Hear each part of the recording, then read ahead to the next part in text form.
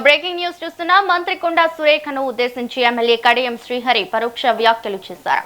తనపై చర్యలు తీసుకోవాలని కోరుతూ సీఎం రేవంత్ రెడ్డికి కొండా సురేఖ లేఖ రాసిన నేపథ్యంలో కడియం శ్రీహరి స్పందించారు. కొందరు అభివృద్ధి గురించి పట్టించుకోకుండా కాంట్రవర్సీ చేస్తూ ప్రజల మధ్య ఉండాలనుకుంటున్నారని వ్యాఖ్యానించారు. తాను ఏ తప్పు చేయలేదని వివరణ ఎందుకు ఇవ్వాలని సమర్థించుకున్నారు.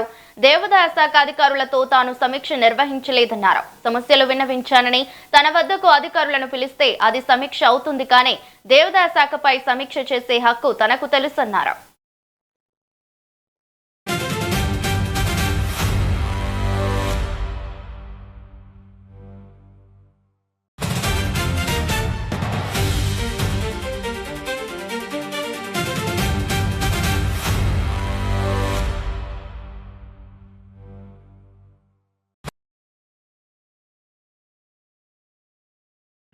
ఈ మధ్య కొంతమంది కొత్త అలవాట్లను నేర్చుకున్నారు.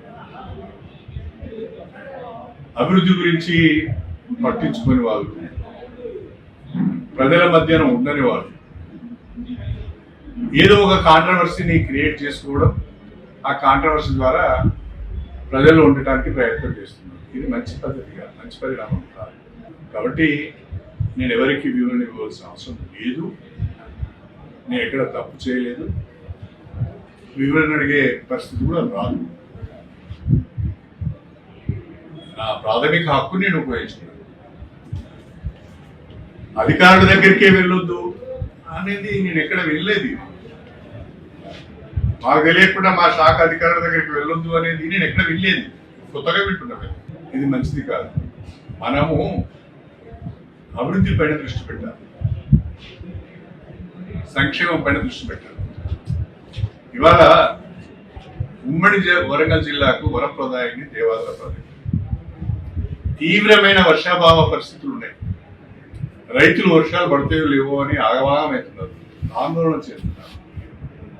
ఇలాంటి పరిస్థితుల్లో ఈ రైతులను కాపాడాలి, రైతులకు సాగునీరు అందించాలి, దేవాదాయ ప్రాజెక్టు ద్వారా నీళ్లు అందించాలనే ఆలోచన ఎవరు చేయాలండి?